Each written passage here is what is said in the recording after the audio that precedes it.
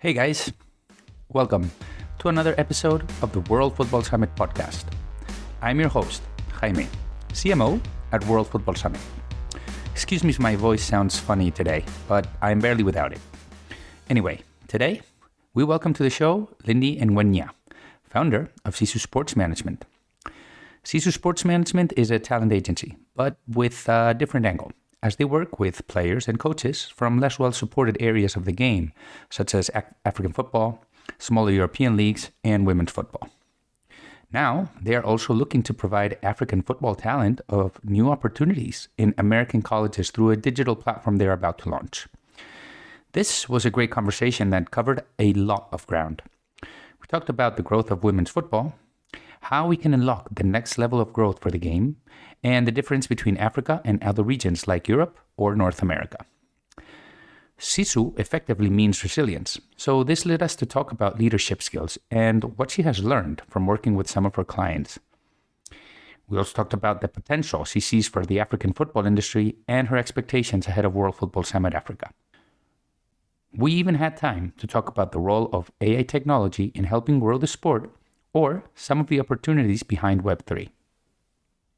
You can learn more about Sisu at www.sisusportsmanagement.com or follow them on Instagram, Twitter, or LinkedIn.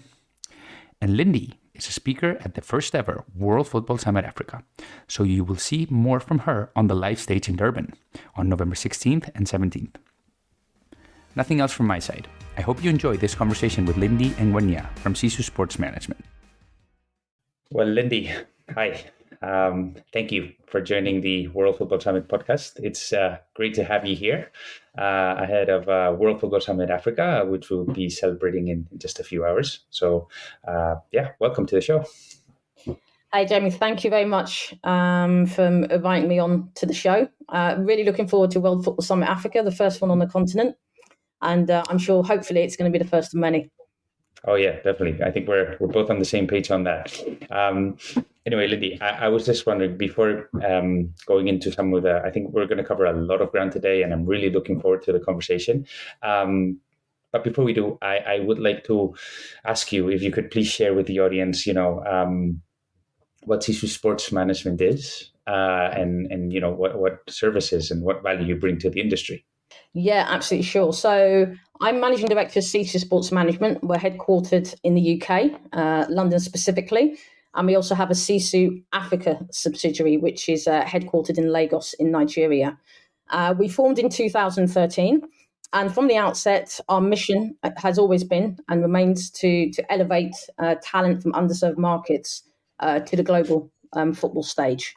And that kind of underpins really a lot of the services we provide and a lot of the work we do. So we provide services to talent, football development that covers things like, camps, training camps, covers coach workshops, coach development. That covers basically, building technical capacity. Representation. We represent a number of players in the elite game. Got a very strong stable of women's football players, and also we have a number of male African football players in particular. And an addition to that, I suppose, an adjunct to that is generally sort of talent placement. Obviously, we specially select the players that we directly represent. We take the view that we want to give a full service, and we don't want to just have a huge amount of players under our representation, but we are able to place talent. We look to provide opportunities for talent, and that's something that we're very active in. And one of our main kind of thrusts over the next sort of a year or so is to start to really open out that opportunity space for talented student athletes. So one of the reasons we're very active at the moment is we're just about to launch a digital platform called the Boo Africa, and that platform is effectively going to provide a showcase for African football talents into US college sort of soccer program opportunities. Other areas we work with our talent is brand development and partnerships. Addy, who's marketing partnerships manager for us on the call, she's the one who kind of focuses a lot for our client base on really developing those areas. And then there's the area of career transition. We believe strongly that, our clients need to have a plan, and that's something that really starts from day one of their career. And we've got a number of partnerships that help facilitate that. We have a partnership with Johan Cruyff Institute, who provide a lot of educational courses. And, they're able to kind of offer those to our client base at discounted or even in some cases free access to some really, really great sort of career courses. And then sort of again on that theme of our overall mission, if we're working in underserved markets, a lot of the rights holders in those markets also need a lot of support. And we provide services to right holders, particularly around the commercial development side of life. So that's around fan engagement. If you look at Africa, there's some big clubs with huge fan bases there that haven't really managed to properly kind of engage with their fans and really off the back of that kind of develop their own kind of business model. So we support them with that in partnership with one of our tech partners called Blocksport, and also areas of sponsorship strategy and sales. So that's our services to rights holders as well. Okay, and you mentioned there that you work with underserved, let's say collectives, no? I guess my question is why? Why did you decide to focus on those groups of people? Is there any reason? Yes, there's two reasons. I mean, one was personal, really. I think my own sort of sporting journey was very much a case of, really coming to sport later in life. I went to university, I started playing rugby. And then when I left university, I played a number of years at club rugby. And my own personal experiences trying to juggle playing sport at a reasonably high level with work and all the other aspects really kind of instilled in me, I think, the need to kind of support players in that particular realm.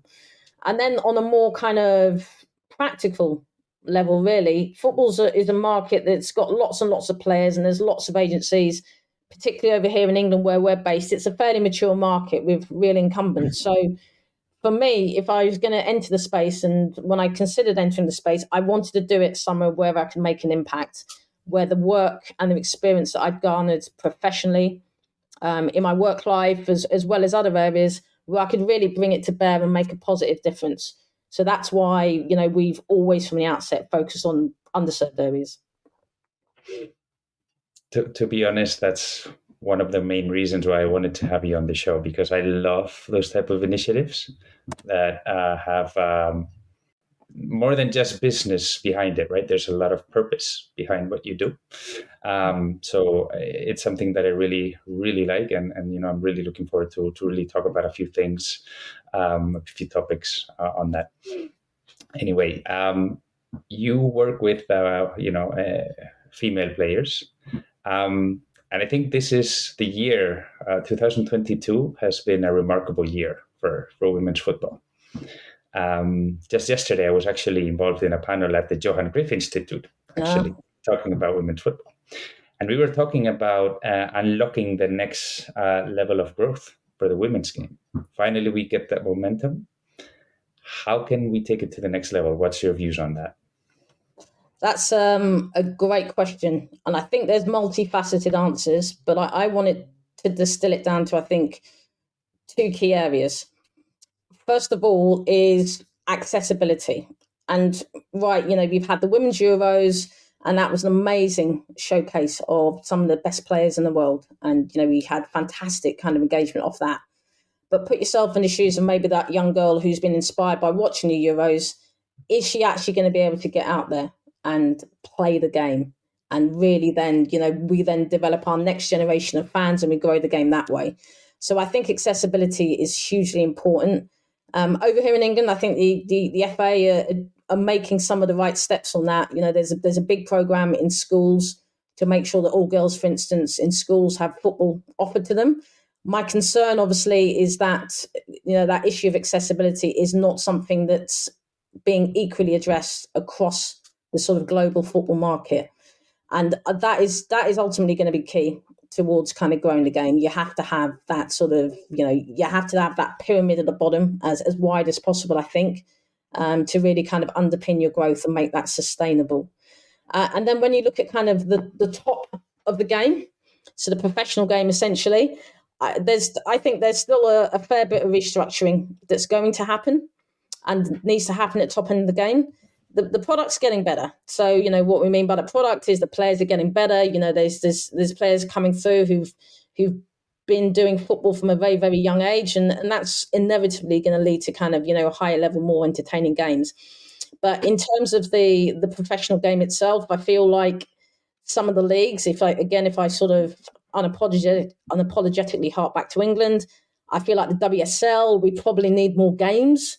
You know, it's not really consistent, I'd say, in terms of the tempo of the league. So you get a few weeks of matches, and then you get these long sort of breaks, and you sort of lose the whole momentum and the narrative around the league. So, you know, how are we going to get more games? We may initially just change the format a little bit, have like a playoff type scenario at the end of the season to fill out that sort of league calendar, or we may look at adding more teams. You know, we can do either or we can do both, but I certainly think there's something that needs to be addressed there. I also think in the professional game now that they need to start looking in the women's game at the solidarity mechanism. So essentially compensating for training and development of players, which is something that's been in the men's game for years. Now, I was, you know, a few years ago, this is something that's been talked about, and I was not for it at the time, but I do think the women's game has evolved to the point where we do need to put in a solidarity mechanism. So it starts to build, again, that ecosystem for development clubs to be compensated, obviously, for developing the players and being able to reinvest in that sort of development. So those are key areas at the top of the game. Also, competition-wise at the top of the game, I think there's probably space for an international club tournament. And it's very interesting, the women's game, because, you know, in the men's game, you've got, obviously, the European clubs are really, that's where all the powerhouse brands are. But in the women's game, you've got some really big and interesting football kind of franchises in the US as well as Europe. And so I think actually having a league or, you know, a tournament of some sort incorporated obviously some of the best teams in the NWSL in the States, as well as obviously the European teams, and then some input from Africa and Asia, I think that would be quite a mouth-watering prospect. The calendar's pretty full at the moment, so I'm sure there'll be lots of jockeying around how we'd fit it in. But I really think that, again, you know, we could do things a little bit differently to the men's game. And I think that sort of international club competition is a space where we could really kind of generate some interest. Yeah. Yesterday during the panel that I did with Johan Cruyff Institute, 2 board members from FIFPro actually were saying the same thing as you, which is that there's more games needed. So totally agree on that. And then you also mentioned the solidarity payments, which is something that in World Football Summit Europe, we had a couple of panels on women's football, and that was a concept that actually arose as well. Mm-hmm. And it kind of brings me to my next question, because during that panel, which obviously what they were saying is, on one hand, we need to, let's say, now it's the time to avoid some of the, let's say, call it vices, where we have so much differences between football teams. But then also another concept that came out was that how do you get a flywheel in motion? And the conclusion or the recommendation there was that everything started with player performance. So in essence, if you improve the quality of the players, that is going to elevate the quality of the game. It's going to attract more fans, and then it's going to attract more, call it revenues from either investment or commercial opportunities, no? So do you think that's where everything starts, on improving the quality of the players? So, again, a very interesting question. And I would say that virtuous circle, I would call it, rather than a flywheel. I think performance is within that particular flywheel. But is it the first step? I would caution probably not. If I take it back to the analogy I gave earlier when we were talking about, you know, how do we take the women's game to the next level? The only way I think we can create a sustainable ecosystem for women's football is to have effectively access. Because once you've got access, and that's not just on the playing side, that's people who want to get involved in the game, whether it be scouting, whether it be coaching. Once you really kind of liberalize and open up those channels, that's when you develop your ecosystem and your foundations. And it's the strength of those foundations which then feed up into producing better players, and then consequently having a better or more entertaining kind of game, which then creates that virtuous circle with regards to the top of the pyramid, the professional game, which when you talk about performance, you really are talking about the elite game fundamentally. And sure, the elite game will drive a lot of revenues and it will drive a lot of, the commercial growth of the women's game. However, if we're talking about the growth of the women's game as a generic thing, I think accessibility and access has to be the first step on that particular virtuous circle. That the sort of performance aspect kind of gives me a little bit of concerns. It sounds a little bit like the whole concept of trickle down economics, if you know what I mean. You basically allocate your resources at the top and then the benefits trickle down. I think everyone's agreeing that maybe that's not quite how the world works. And I think you really have to build from the base and drive things and standard up from that side. Okay. And in terms of potential for the future, one of the quotes that we heard during the event as well was that, for example, if we looked at the US, Alexis Ohanian, who's involved with Angel City, he was involved with Gloria Football. He mentioned that in his view, women's football is actually going to surpass Major League Soccer in the next 10 years or so. Do you think that's something that could potentially happen in Africa as well? In the long run, obviously. So, I mean, first of all, I would reframe it a little bit, because when you're talking about the States, the US, you're talking about one country with a common culture and politics with 50 states. Whereas obviously Africa, you're talking about a continent with 54 countries, many of them with very disparate cultures. So I would take it down to is there a country or any part of Africa where women's football could, come to preeminence? I think that there's certain challenges specific maybe to Africa, but also generally, that will make that very difficult. One of the challenges that I feel is the you cannot have a conversation about Africa, I think, without kind of mentioning the patriarchy. There's a lot of countries where fundamentally women doing any sort of physical activity, let alone football, is still considered to be, away from the norm.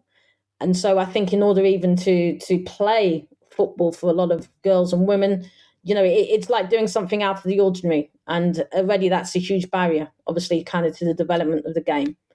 However, I do think that the thing about women's football and where the opportunity is that I think that the gap between the top of the women's game versus between Africa and, say, Europe, and the top of the men's game is a lot narrower in the women's game.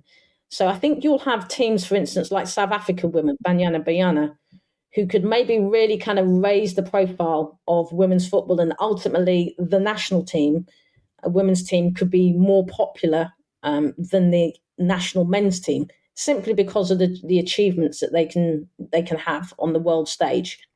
So I think there's the potential for countries like South Africa, Morocco as well, where they're also investing a lot in women's football.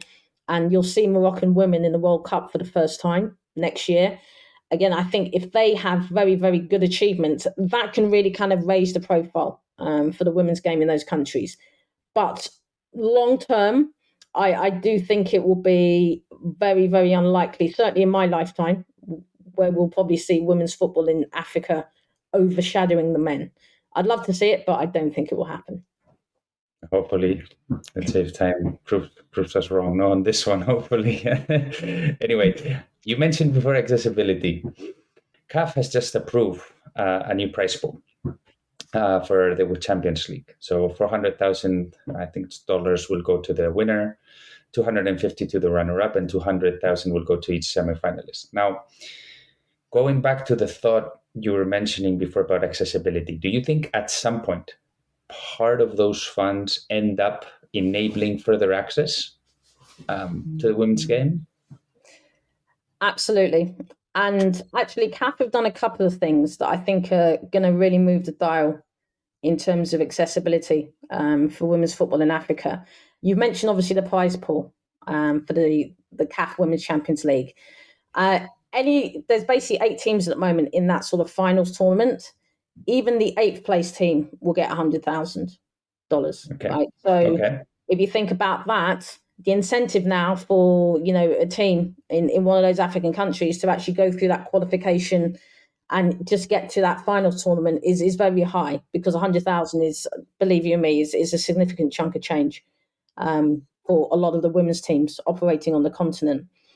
And the other thing that's very significant that CAF have done is that as part of their licensing requirement for clubs to compete in continental tournaments, so we're talking about mainly men's teams and some of the big clubs on the continent, like Kaizer Chiefs, Al Ahly in Egypt, etc.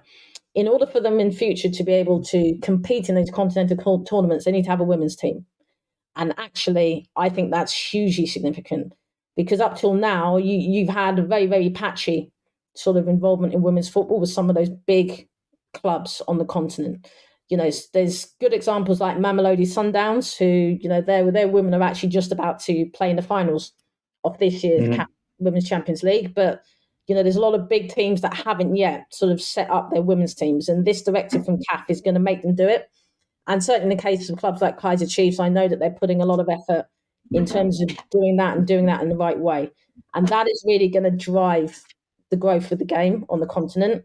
And that is going to, help hugely with the accessibility issue, as well as the prize pool that's been announced for the tournament. Similar things happened in Europe, where Real Madrid took a long time to set up a women's team. And since they joined, you could feel that there's more coverage, there's more interest being driven to the women's game now. Another element that I think helps in getting greater coverage, greater access to the women's game is scouting. No? And in that sense, you signed a partnership, if I'm not mistaken, with the International Professional Scouting Organization. So basically the goal with that, and correct me if I'm wrong, is that you get more scouts to cover women's football. Are there any trends in that sense that, in the realms of scouting, being, for example, how to identify more women to become top players that you see in the near term? Yeah, I mean, you mentioned our partnership with IPSO. I think that is hugely important, because scouting is an area that in the women's game, it's very, very light. And because of that reason, there's a lot of talent out there that isn't necessarily being brought to the fore. Even at the sort of what I'd call the professional end of the game. I'll give an example, South America. We've just had Libertadores. There's a lot of great players on that particular continent, but there's very little sort of scouting kind of information on those players. And there is some footage of the tournament itself, but those players play in their domestic leagues. And actually getting footage of the players in those leagues is very, very difficult. So whilst we kind of try to bridge that gap with regards to footage and data, it's very important that we do manage to increase the numbers of kind of scouts or live scouts on the ground, a little bit how the men's game was, say, 10, 15 years ago, where you had a lot of live scouts before video scouting came in and data scouting came in. I think we need to get more women, and anyone really who's interested in women's game, whether it's, it's male allies as well as women, to scout, to cover women's games, to really start to increase that pool of talent spotters. And that will help, again, to kind of push through some of the talents across the world. In terms of trends that I think are really interesting to work smarter, I'm quite interested in the use of AI to be able to identify talent. I think you've got a company called AI Scout who might be attending or have attended one of your recent summits. Yeah, I'd love to get my sort of eyes over that tech and understand it a little bit better. I feel like things like that can basically allow maybe a club or even countries who've got minimal resources to identify talent more efficiently. Using AI, I think those are always going to be interesting developments. And that's obviously going to read through to women's football, because resources at this stage, as we know, are limited. Also, going back to our own platform that we developed, Taboo Africa, a lot of the talents that we're going to have on there are, they'll have video footage. And again, if we have a tool that's able to almost pull out a subjective an objective analysis on the player and possibly be able to benchmark them against players that we know their level, then again, that will be an invaluable tool. So anything around the AI space that really takes us into the realms of predictive talent identification is super interesting for me and for us. Agreed. And you mentioned AI Scout, and yes, they were part of our Football Innovation Forum we did in Sevilla in May of this year. And they were part of a panel speaking just about that, the role that artificial intelligence can have in scouting. They actually just signed, if I'm not mistaken, 1 or 2 months ago, they made public an agreement with Chelsea FC. They will become the official, I think, AI provider for their youth teams. Yes, that's all I did. Yeah. Anyway, and I was going to ask you about the role that technology could play to complement that scouting, role. But you definitely answered that already. Now I'm thinking about other technologies that maybe help. Okay, so the AI technologies is going to help from the performance side, but I think there's also technologies, especially related to Web3, that could potentially help from the commercial side. NFTs, tokens. And in that regard, I think you signed a partnership with Blocksport. Correct me if I'm wrong. So how does that technology help women's players or any player for that matter? Yeah, I think, as I said at the beginning of our call, that what we're trying to support with rights holders, particularly in underserved markets, is to really help to develop that ecosystem and that football economy, because in a lot of cases it's not there. And one of the pillars of that is, a lot of the clubs have huge fan bases and really haven't done a great job at this stage of really engaging with their fans, getting a better, closer relationship with their fans, and being able to then to leverage off that. So Blocksport is a company that, has the foundation around blockchain technology, but fundamentally the DNA is about enabling better engagement of fans for rights holders. It's really about generating that sort of two-way relationship with fans, deepening the connections, learning more about their fans. And then off the back of that, things like fan tokens, which I would say are more like a digital or modern equivalent of the membership card, can be utilized as well to generate new revenue streams for these rights holders. So I believe strongly, and we believe strongly as a company, that digital change and digital transformation is one of the ways that a lot of the rights holders across Africa and, women's football and women's sport in general can really start to build out their commercial proposition and really start to generate new revenue streams. And partners like Blocksport that are looking to do things in a long-term way, rather than maybe, I don't want to throw shade, but I think we've seen even on the news flow this week with a lot of very high-profile crypto-type crashes. You've got another exchange that's gone to the wall in FTX. There's some high-profile sort of crypto companies really kind of crashing and burning right now. And I think the problem was that a lot of money and a lot of attention went into maybe areas of generating easy money. Whereas long-term, I think the future of Web3 is really about deepening the relationships between athletes, between rights holders and their fans, and all the opportunities that can bring. Fully agree on that. What a week, with all the FTX and everything, definitely. What a year.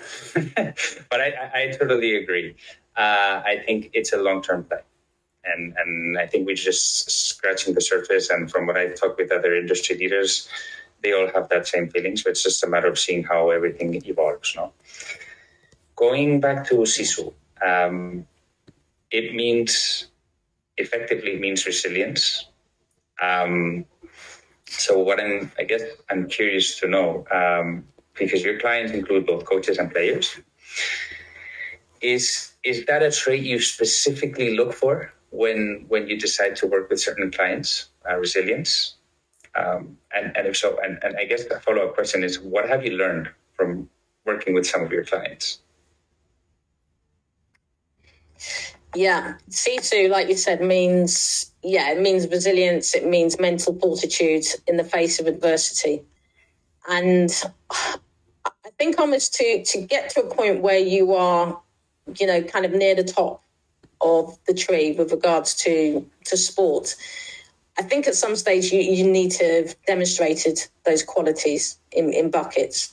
So to a certain extent, the clients, by dint of them being in the professional game, self-select. And, it's not a case of that they've gone into a professional academy like some of the lads at a very young age, and they're almost like products and they're a little bit kind of manufactured. You find that, generally speaking, in women's football, most of the players, they've got great character, they've got great tales of having to overcome adversity. So it's almost like a natural space for us in terms of like moving in there with our clients. And what do we learn from them? Look, I like to take lessons from everyone I meet, in terms of, I do think that there's always something positive, I would say, to take from most interactions with people. And I think our clients, likewise, some of their inspirational stories have certainly helped us as a company to really work hard and look at more creative ways to help to kind of support their careers, to help to kind of amplify some of their qualities. And it just kind of puts a certain level of humility as well, I think, in us with regards to what we do. We are a facilitator primarily. They're the talent. Likewise, the rights holders, they're the show. And what we're really doing is providing them with as many tools as possible to be able to show the world what they have. So we always look to learn from our clients. If there's anything that they want us to work on for them, we always sit down with them, usually once a year. We kind of have a review and find out more about kind of some of the areas that they want to explore. And the idea is always to try and explore new areas, be curious, understand all the developments in the sports world, and see if it's something that we can apply to our clients as well as to ourselves as an organization. Good. And I guess I'm going to take that over to the industry as a whole, in the sense that in order to grow the industry in Africa, both the women's football and overall the football industry, I guess, I would assume resilience is one of the traits that leaders need, because you need to really, push a lot to really help it grow. And I was wondering, from your point of view, are there any other traits or characteristics that football leaders need to have to keep growing the industry there? Yeah, I mean, like you said, resilience is key, but I think at the end of the day, you need to have some overarching mission, because if you really don't know or have a clear idea of where you want to get to, you're going to be knocked off on so many tangents, particularly in the world of football. There's so many tangents that you can get taken off on and, waste your energy. I think it's important to have an idea of where you want to get to. It's clearly important to have the ability then to articulate and communicate that to the people that you need in order to help you achieve that. And, those are key leadership qualities, right? Being able to, inspire, being able to explain, articulate, but also, like you say, having that clear vision and having that resilience to keep going, because it's very rarely that you have a straight path to where you want to get to. And, ultimately, when you have those setbacks, you have to dig in, and you have to, again, encourage those around you as well to, dig in and push forward. So all of those sort of leadership traits, I think, are super, super important. The other thing, I used the word before, humility. I do think that's such a key quality as a leader. I think it's very easy to get into this mold where essentially you're there telling everyone what to do, and then you want it so bad that you feel like everyone has to do exactly how you want them. Otherwise, they're just not pulling together. But you got to be open to listening to other people at all levels. You got to be open to the fact that you might be wrong.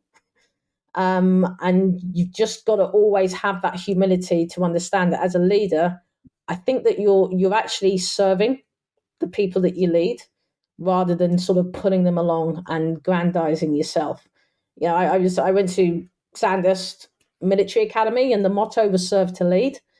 And the more and more I kind of work in, business, whether it's sports business or some of the other roles, I do think that's really a fantastic motto. I think serve to lead is one that would help a lot of leaders, I think, from prevent them from falling into some of the traps that I do see leaders fall into. Fantastic. And actually that was going to be my next question around, your how your background actually helped you define your leadership style. You mentioned resilience, having a vision, and today it seems easy to be speaking about women's football. But the reality is that you started the business back in 2013, almost 10 years ago. So I guess I'm curious, when you started that business and you started to pitch the idea to any form of stakeholder back then, what type of reaction did you get? Because that back then it wasn't that obvious. I remember working with a women's football club back then, and people were looking like, women's football. And I don't know if you got that similar reaction. Yeah, absolutely. And the thing is, you still do get that reaction in some quarters, Really? in some parts of the world. Absolutely. And back then it was, you'd get that reaction back here, so for instance in the UK, which is now a country that's clearly really kind of at the vanguard of women's football development. And so, yeah, why did I do it? Again, I think it comes back to that whole thing about you got to have some sort of mission and a vision of where you want to get to. And to me, it's all about catching the long-term trends. You can look at things in the short term, but I think fundamentally to really have a meaningful business and to really grow, I think you have to be on those long-term trends. And women's sport in general is an absolute no-brainer.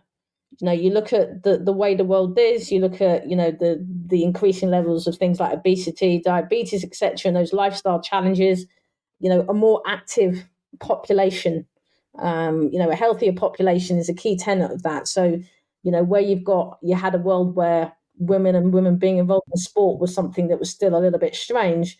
That to me was always a no-brainer. That had to happen. And then when you look at African sport, you look at the population dividend that Africa is going to have relative to Europe over the next 20 years, particularly the young population.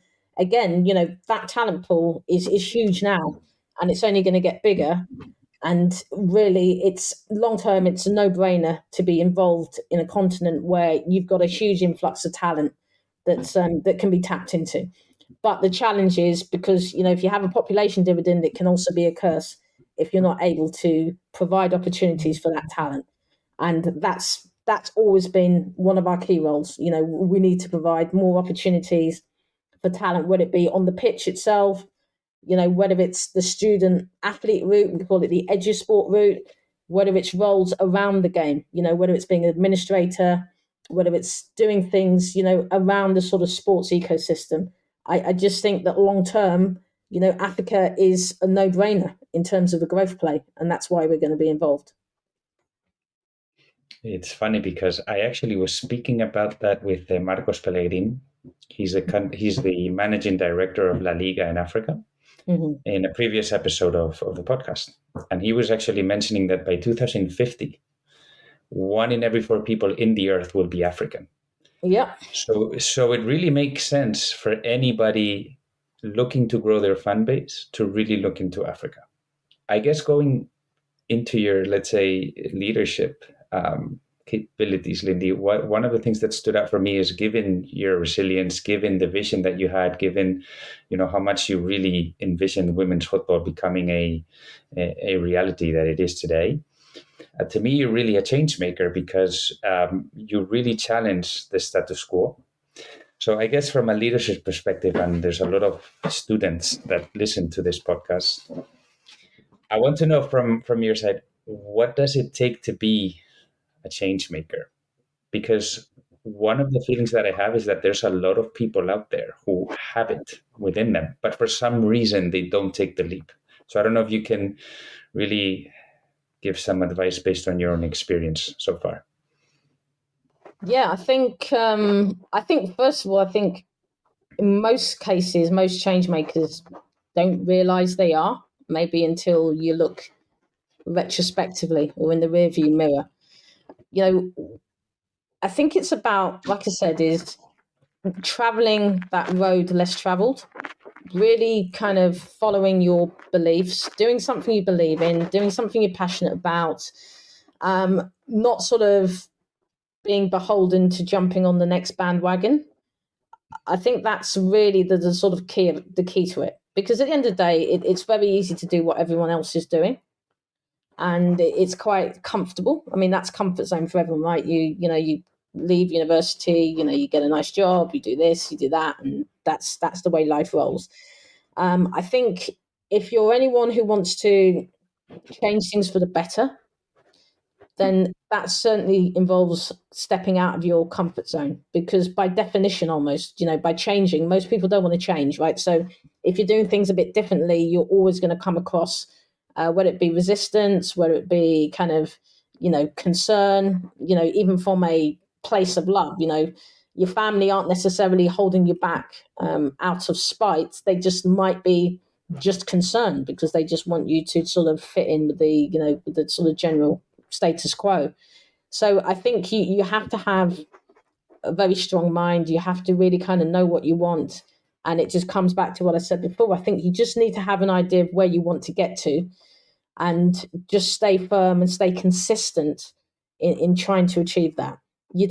Change doesn't normally come overnight. It is about, the consistent application of sort of key principles over a long period of time. If I use the analogy of losing weight, it's something that's quite personal to me, simply because, I played a lot of rugby. When I was playing rugby, I did a lot of weight training. I was very strong, had to watch my diet a lot. And likewise, subsequently, when I went into sort of office life, a lot of that sort of bulk, so to speak, wasn't particularly useful for me. So again, I had to re-engineer my diet and stuff like that to sort of change my body composition. But, diets are a great one, because there's a million and one quick fix diets that just don't work. But everyone knows, and we all know, that the fundamental principles of having a good body composition are good nutrition, good sleep, and being physically active. So it's all about applying those basic principles over a long period of time with consistency will always give you results. And I think it's exactly the same, in terms of being a change maker. You've got to understand what you want to achieve, boil it down to those sort of key principles, and you've got to be consistent in applying them over a long period of time. And hopefully you will then reach your goal. It doesn't always happen, but, hopefully you will reach your goal. Well, thank you for that. I think that was inspiring. I think people will definitely learn from that. We have a few minutes left. You'll be joining us for World Football Summit Africa. You're going to be participating as speaker, and we're really looking forward to have you there. What are your expectations for World Football Summit Africa from personal business perspective? Yeah, I mean, first of all, from a personal perspective, my family are from Southern Africa. So my mum schooled in Cape Town from the age of 11 onwards. So there's a lot of family connections, and I'm really looking forward to getting back there and sort of being in the country basically of my parents. And from a business perspective, as I've said, I think Southern Africa is one of the epicenters of football development in the continent of Africa. So I'm really looking forward to meeting with a range of football stakeholders to really try, all of us, to get our heads together and really propel the business of African football forwards. And on a more kind of, sort of specific note, our own product that we're launching, Aburu Africa, we're launching it effectively at the summit. We've just started some of the sort of promotional stuff towards that launch. And again, I think that platform is one of the things that we're talking about with regard to opening that opportunity space for African talent. I'm very excited to be able to showcase that product to my African partners and get them on board in terms of really kind of galvanizing that product and making that product as meaningful as possible to them, and obviously the talent that they work with. So yeah, I'm really looking forward to getting out there. And then, let's be honest, it's summer in Durban. It's getting a little bit chilly and a bit dreary over here in Europe, so it's not bad either to have a week in the sun. Yeah, totally agree on that one. And then in terms of, I guess, the contribution that World Football Summit Africa or in-person events like World Football Summit can have for the development of the industry. What are your thoughts there? How do you feel that can help grow the industry in Africa? Yeah, I mean, I think all of these events where you're bringing together decision makers, you bring together stakeholders in close proximity, what that does obviously is, it's alchemy. These are the conditions that then basically help to breed initiatives and new projects. Because at the end of the day, business is about working with people, and people do business with people. I know we've got everyone that has titles and big companies, but fundamentally we do deals with people. So these in-person events where you're able to have a closer connection with people involved in the African football industry, where you're able to understand better some of the challenges, and maybe where you're able to step away from the performative aspects of, the online space. There's nothing that beats having a coffee or even a drink or whatever with someone and really getting under the sort of nuts and bolts of who they are and understanding consequently exactly what they need. I think these events are invaluable for that. And that's why I'm really looking forward to getting out. The pandemic has really delayed things. I know you were looking to do this event a couple of years ago, but the pandemic delayed it. And I'm really glad that it's got back, so to speak, on the agenda relatively quickly. And I think these events will help to sort of turbocharge some of the growth and development of African football. Yeah, we've been waiting for 2 years to be able to organize this event. No, it's been a long wait, but we really look forward to that and having people like yourself. So Lindi, I want to thank you because this has been an amazing conversation. Before we go, I just want to know, is there anything else that you want to cover? Is there anything that I should have asked that you want the audience to know, to learn? Or maybe perhaps you can just, if you just want to share where people can find out more about you, the floor is yours. Yeah, absolutely. Thanks again, Jeremy, for this really, really great discussion. And like I said, I think there's so much growth and potential, both in African football as well as women's football. If you want to find out a little bit more about our Abu Africa platform, just go to the internet, abuafrica.com. You can also find us on socials, Abu Africa. And likewise on LinkedIn, we have Abu Africa. If you want to find out more about Sisu Sports Management, obviously our umbrella organisation with the talent we work with, Sisu Sports Management on Instagram or sisusportsmanagement.com. Just check us out, tap me up. I'm more than happy to take calls within reason for people who want to have a chat, or my team can obviously do that. Yeah, listen, I'm just looking forward to meeting all of you guys and girls in Africa. I'm looking forward to kind of meeting people more generally over the next few years. And we all want women's football to grow, and we all believe in African football. So let's see where it goes. Fantastic. Thank you, Lindi. Thank you so much. And looking forward to catching up in Durban. Excellent. Thank you. Thank you. Take care. And there you have her, Lindi Ngwenya from Sisu Sports Management. Some key takeaways from the conversation. 1. Making the game accessible is the first step to unlock the next level of growth for women's football, so it's getting them to play more games. There's amazing potential for the African football industry. That would be the second point. Lindi actually talks about why the projected population growth for Africa is something that football clubs need to take advantage of. This is something that we also spoke about with Marcos Pellegrin from La Liga when he was a guest on the show. So be sure to look out for that episode as well, if you haven't checked it out already. Finally, the value of resilience, both in life and your career. It will take you places. Is there anything else that stood out for you? Reach out across social media and let us know. And remember, you can subscribe and rate the podcast on the platform of your choice. And you can share it with other colleagues of the industry if you find it valuable. Nothing else from my side. Thank you for tuning into this episode of the World Football Summit podcast. Have a great rest of your day, and we hope to see you next time.